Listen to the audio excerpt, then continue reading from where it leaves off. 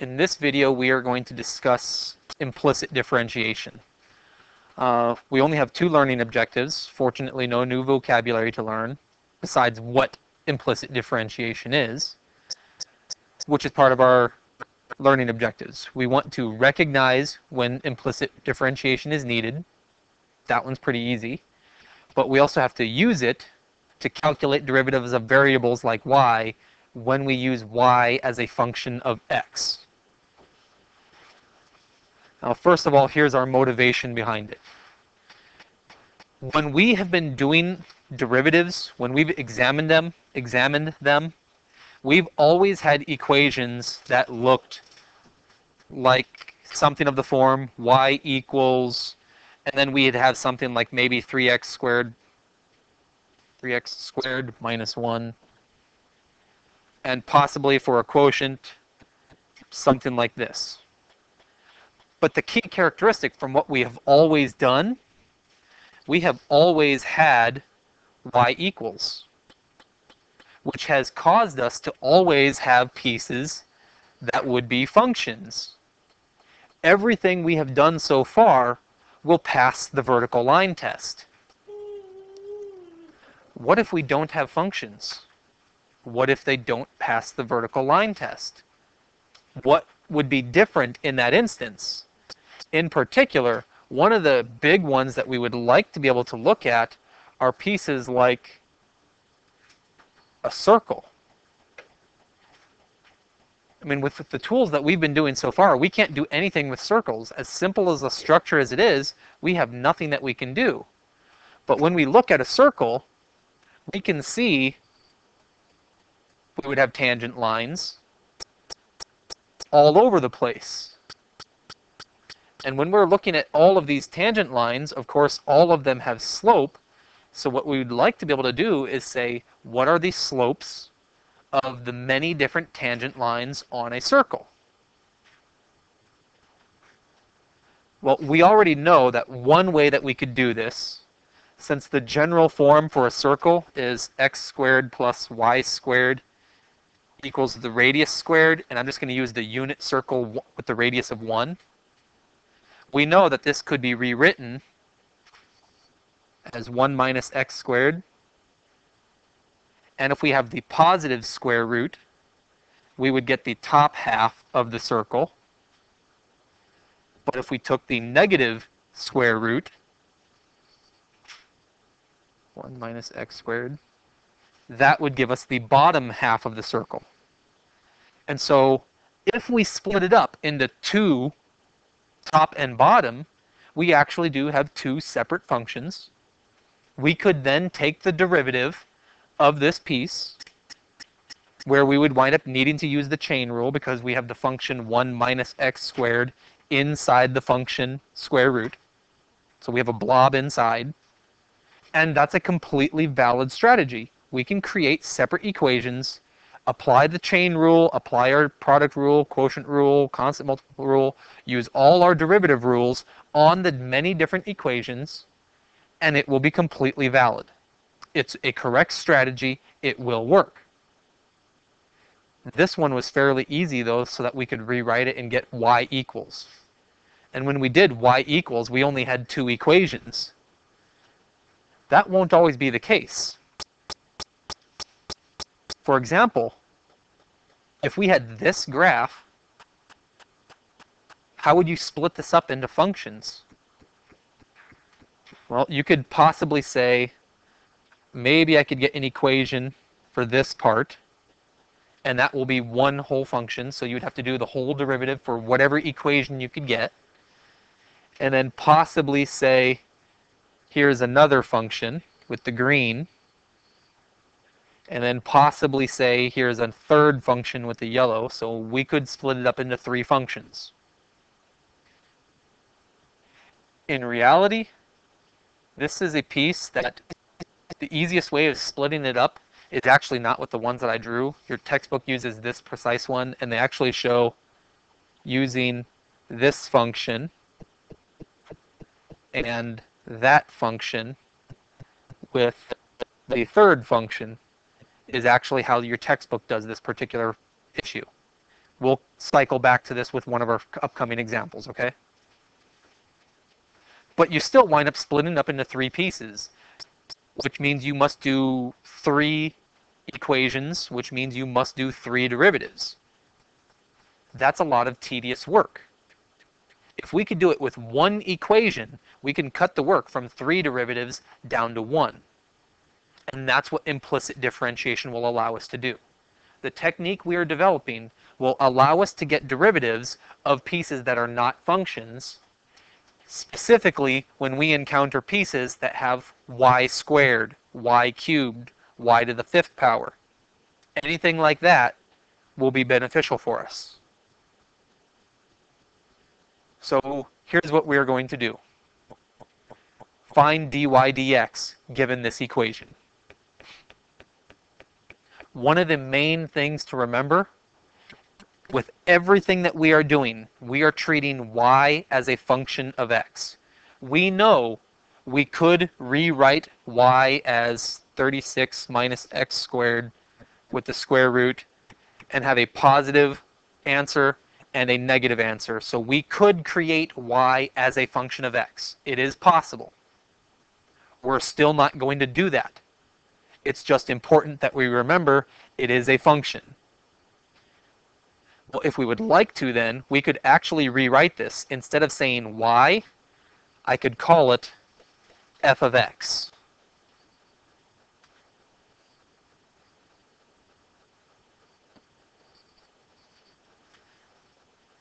Implicit differentiation basically just tells us we could start off, take the derivative of the left-hand side of the equation, take the derivative of the right-hand side of the equation, and then start doing our differentiation rules. Well, you'll notice this is a piece that we could split it up and say the derivative of x squared plus the derivative of f of x quantity squared equals the derivative of 36. Some of these are very easy. What's the derivative of x squared? 2x. What is the derivative of 36? Same as all constants, it's 0. Implicit differentiation is coming in at this stage, and I'll show you specifically. We do not know what f is. We don't know the equation for f of x, which is our y variable. But we can still see that it's blob to the second power. This is where the chain rule comes into play. The chain rule that we were practicing in our last video says if we want to do this derivative, we would have 2 times f of x, and the exponent would be subtract 1, so 2 minus 1 is 1, we won't write it. But then we have to multiply it by the derivative of blob. This step in red is implicit differentiation. Specifically, it's using the chain rule. F of x, though, was actually the function y. So we can write this as y. F prime of x, since f is the function y, it's saying we have y prime. This step of taking the derivative of the entire equation, left and right hand side, has given us an equation, 2x plus 2y times y prime, the derivative, which equals 0. Our task was to find dy dx. That's our y prime. We want, as a goal, to get y prime equals stuff. And stuff will have x in it. Stuff will have y in it. We just have to get y prime by itself. So what would you have to do to solve for y prime? Well, we could subtract the 2x, which gives 2y, y prime equals negative 2x. and then divide by 2y, divide by 2y, canceling out the 2's, we wind up with negative x over y. And this is what we have. We now have the derivative of y prime of y, the rate of change in y, our slope of the tangent line, is equal to negative x over y. Now, why would we care about this stuff? It's beneficial because we can come back to the original. X squared plus y squared equals 36. You should note that is a circle that has a radius of 6. Okay? Well, if we were to pick a point on the circle, and I'm just going to pick the really easy one. No, I don't want that one. Hit back. And I'll pick this one. This is the point 6, 0. If we took the tangent line at that point, what is the slope of the tangent line? That's pretty easy. We can see it's a 0 slope. But we can actually get that by saying the formula says x is 6. I'm sorry, x is 0. I put my coordinates backwards. Don't let me do that. Come on, guys. Coordinates is 0, 6. Whoa, what in the world did I just do? I get scrolled up on me. We can actually use the equation to get our slope. It's just going to be 0. Where that becomes especially beneficial is, let's say we have a point over here. What is the slope of that tangent line? Well, if we know the coordinates for this point, we could just plug in the x, plug in the y, get the coordinates, they go directly into the formula, we can get our slope wherever we want, we just have to know the coordinates of the point.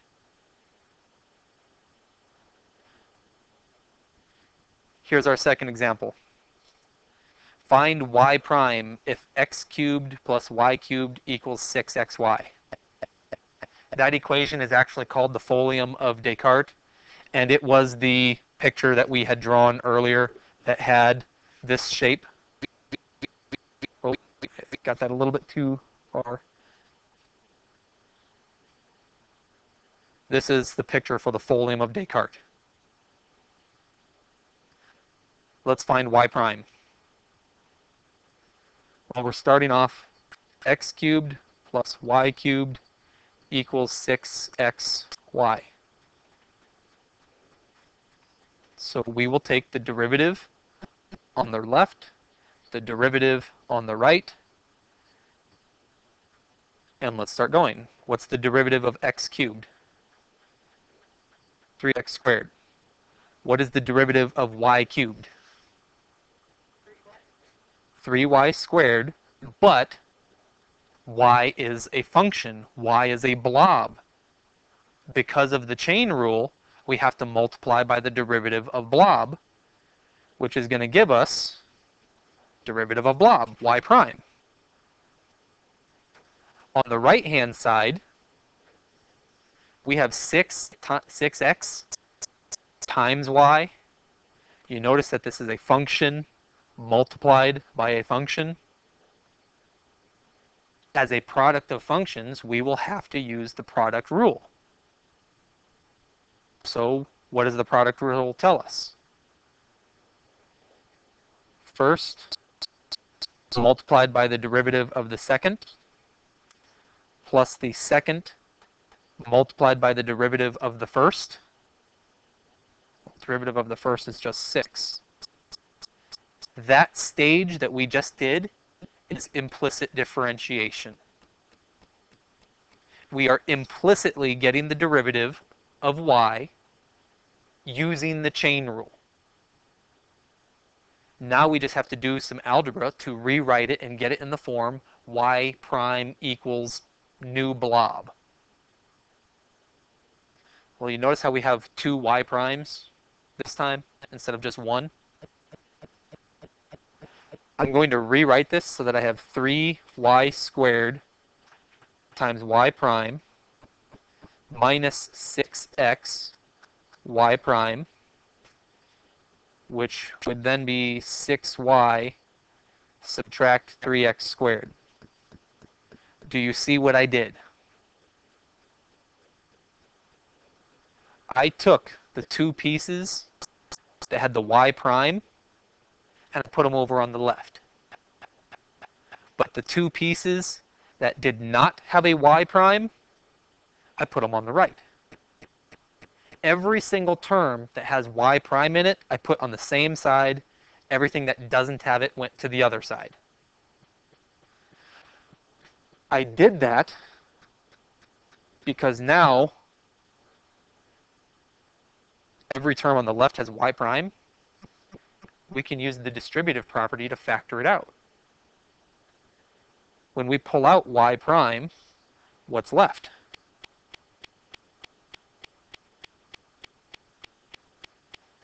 Three y squared minus 6x. On the right-hand side, we have 6y minus 3x squared.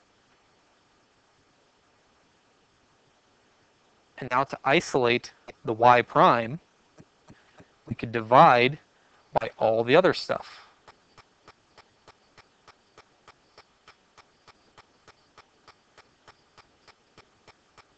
That all cancels, and we get y prime equals, factoring out the 3, 2y minus x squared, factoring out the 3, y squared minus x, but the 3's will wind up canceling, so there we go. We have our derivative.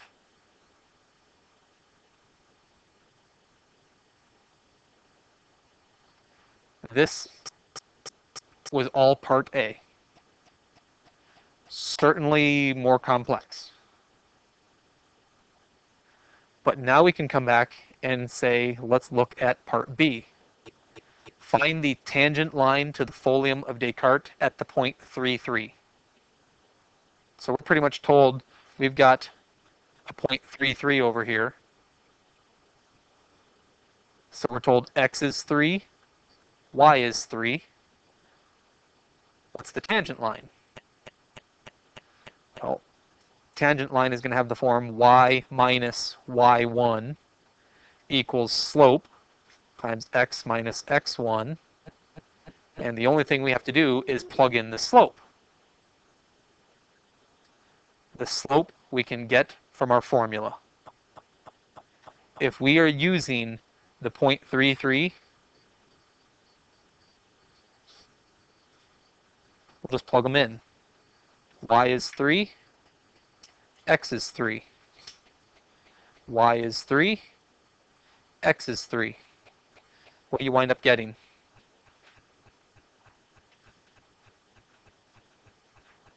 Six subtract 9 over 9 subtract 6. Negative 3 over positive 3, which is negative 1. Was it 2x? Yes, thank you, Bryant. You notice that I factored incorrectly at this stage. When I factored the 3 out, it was supposed to be a 2x here, which meant this would be 3 times 2, which is still why I had my 9 minus 6.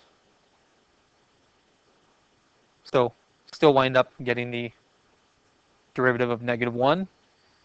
Take that back up. That's my slope. And part B is now done. Okay, so the next part. At what point in the first quadrant is the tangent line horizontal? Well, we can clearly see here's the horizontal tangent line. Where is that point? we already have an equation for the derivative here. We just want to know when is that derivative equal to 0.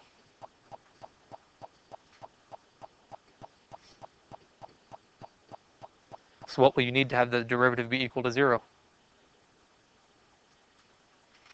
The numerator equal to 0.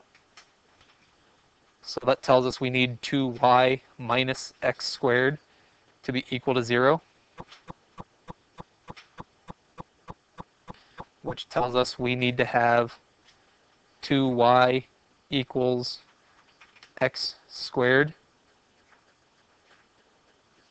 So y is equal to 1/2 x squared.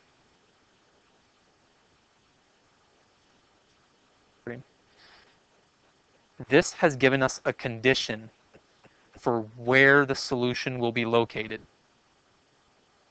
It has not given us the coordinates yet. One option we could do is to come back and take the y equals 1/2 x squared, bring it up, and we could graph it and figure out where they intersect.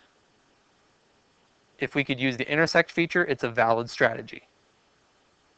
The trouble, of course, is we don't yet have a way of recording that piece in our calculator. So we can't use the calculator intersect feature.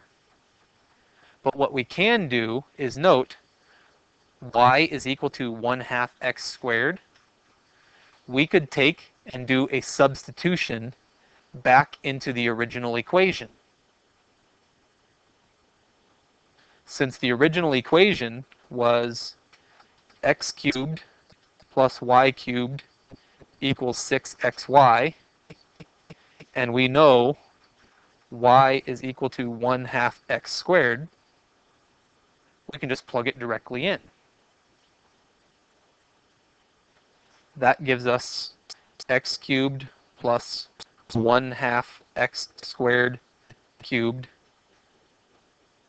which equals 6x 1/2 x squared.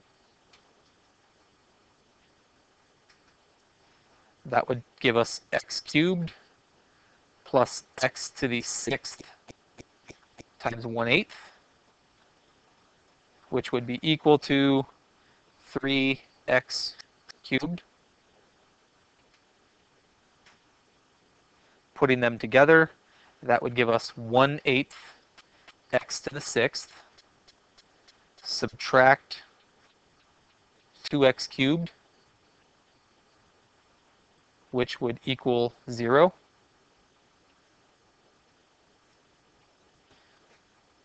From there, we could factor out x cubed, which leaves 1/8 x cubed minus 2 be equal to 0.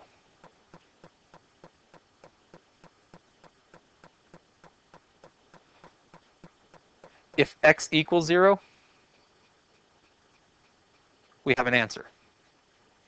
But x equals 0 is not in the first quadrant. So that's kind of useless.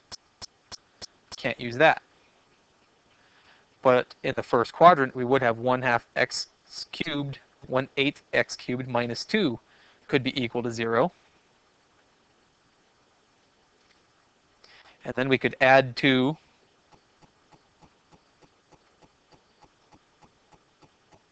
multiply by 8.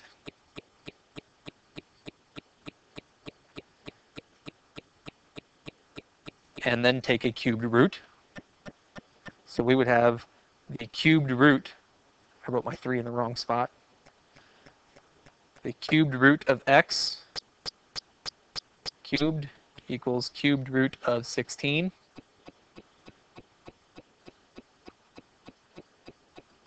We get the x coordinate for what we need. And since y is equal to 1/2 x squared, we can just plug in the cubed root of 16 squared, which gives us our eventual answer. The point in the first quadrant where the line is horizontal is the cubed root of 16. I should write this with a fractional exponent because I was going to do my next one with a fraction. The cubed root of 16, then 1/2. Why in the world did that switch over suddenly? 1/2 16 to the 2/3. And there we're done. How scary was the algebra? You guys like, Fry, I hate you. That's one problem, Fry? Are you kidding me? I hate you, Fry. Okay, what about this one? Find y prime. We're still looking for the derivative of y. We'll need to use implicit differentiation based on the chain rule.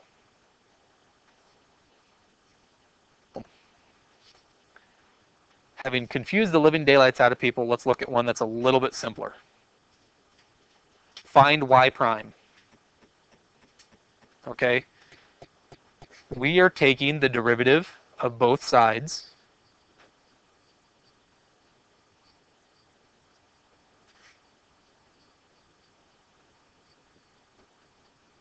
And we will have to work through the derivative. What is the derivative of cosine? That's negative sine. So applying the chain rule, we would have negative sine of the blob multiplied by the derivative of that blob. Still with me? On the right-hand side, we have a product. So we must use the product rule. That tells us first times the derivative of the second. That's cosine of x. Plus the second times the derivative of the first. Okay? Starting back down and doing a new line. Sine of, we have negative sine x minus y, nothing changed. But now we need to do the derivative of x minus y. What is the derivative of x? Just 1. What is the derivative of y? 1 times the function. That is going to be y prime. The derivative of y with respect to x. On the right-hand side, we still have y squared cosine x plus sine of x. What is the derivative of y squared? We'll basically treat it like x. That would be 2y. But when you treat it like x, you then need to take the derivative of the inside. That's y prime. This stage in purple is now done with implicit differentiation. All the derivatives have been taken. It's algebra from this point onward to try to manipulate it and get it so that we have the form y prime equals. Now, what can we do to get it in this format? The major thing that we have to do is make sure that on the left-hand side, every single piece that has y prime needs to be there. So we'll have to use adding and subtracting to get them there. We are going to have to wind up using the distributive property here. So that way we can ungroup the y prime with this 1. That will be negative sine x minus y plus y prime sine x minus y. Okay? On the right-hand side, we have y squared cosine x plus sine of x times 2y, y prime. Which pieces have a y prime in them. You got this one and that one. Those are the terms that will have to go to our left-hand side, which will set up the distributive property. By moving it over, we have y prime sine x minus y minus 2y sine x times y prime. Everything that does not have the y prime needs to go to the other side. Y squared times cosine x already is. And then we also have to move over the negative sign on the left over to the right.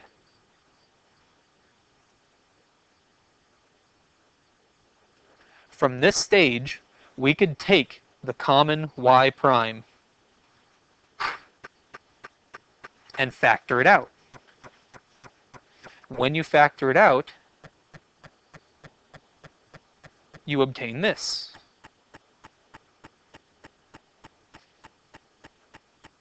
Dividing by this blob in the yellow parentheses then finishes our problem.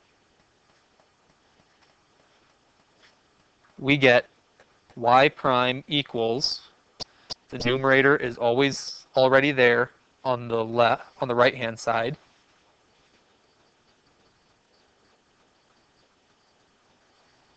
and it's over sine x minus y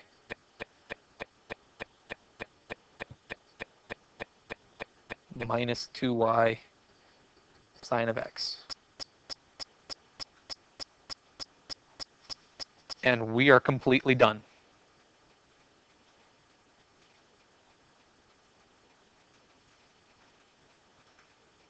Our last example. Find y double prime. So the second derivative, d squared y over dx squared. Okay, so we're going to look at it and say, get the first derivative, and I'm going to do all of this in black. Will equal the second derivative, or derivative on the right. Okay, so the derivative here would be 4x cubed plus, well, 4 times 16 would be 64. That would be y cubed times the first derivative. And that will equal 0. We can now rewrite this so that we can have y prime is equal to, well, we'll need to subtract over the 4x cubed first, and then divide by the 64y cubed, which we could then simplify negative 1 x cubed over 16 y cubed. Okay? That was the first derivative. We were asked to get a second derivative, so we will now have to take a second derivative of this. So the derivative of minus x cubed over 16 y cubed. Do you notice the constant negative 1 over 16? I'm just going to factor the constant out. That way I don't have to mess around with the numbers. And we know that by the constant multiple rule, it's okay to do that. And we're left with just x cubed over y cubed, which is a quotient. So we will have to use the quotient rule. That will give us still the negative 1/16. But what's the quotient rule? Second multiplied by the derivative of the first, subtract the first multiplied by the derivative of the second times y 3y squared y prime all over the second squared. And so we wind up with this. Y double prime is equal to negative 1 over 16, or negative 16 y to the sixth. And then we'd have 3x squared y cubed minus 3x cubed y squared y prime. That's our quotient rule, which is correct. The one last piece I'd like to do, though, let's get rid of y prime. We know y prime was this stuff. So we can take that y prime and substitute it down into here. That would give us, come up, y double prime equals 3x squared y cubed minus 3x cubed y squared negative 1/16 x cubed over y cubed.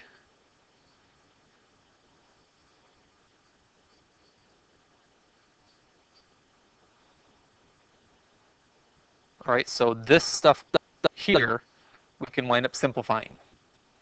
The negative times a negative becomes a positive. X cubed times x cubed becomes x to the sixth. Y squared divided by y cubed becomes just a plain y, which winds up giving us then y prime is equal to 3x squared y cubed